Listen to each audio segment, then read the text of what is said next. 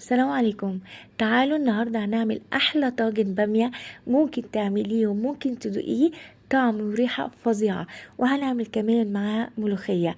هننزل في حلة بحوالي قطعة من الزبدة، معلقتين من الزيت، ننزل بنص بصلاية مفرومة ناعم، نبدأ نشوحها كويس جدا.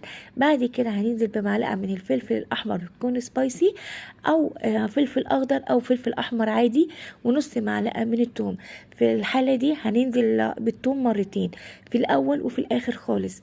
بعد كده هنسيبهم يتشوحوا كويس، وهننزل بقطع اللحمة، يعني حوالي نص كيلو الكيلو الا ربع لحمة. بعد كده هنسيبهم تتشوحوا كويس جدا مع البصل والفلفل وكمان الثوم.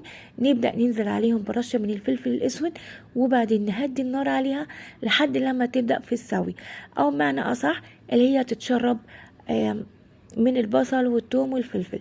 بعد كده ننزل عليها بحوالي لتر من الصلصة أو من عصير الطماطم. وبعد كده لما خلاص بدأت اللحمة دخلت في السوي خالص، يعني حوالي 95% من سوي اللحمة، ننزل عليها بالبامية مع عصير طماطم مع فلفل ألوان وفلفل أخضر وفلفل سبايسي لو حابين.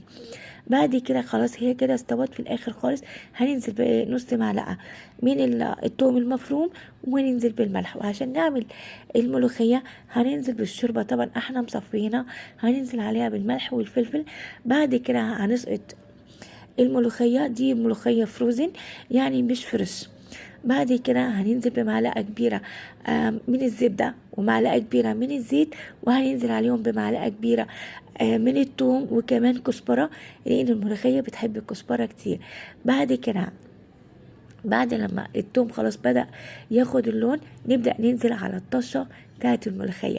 بجد أحلى طاجن ممكن نعمله في البامية، فظيع. هننزل طبعا بالطاجن بكمية البامية اللي متوفرة عندنا. بعد كده هننزل عليها بمعلقة كبيرة من الزيت، وهندخلها الفرن وهتطلع بالجمال ده. ألف هنا وشفا على قلبكم، وأشوفكم على خير في وصفة تانية. مع السلامة.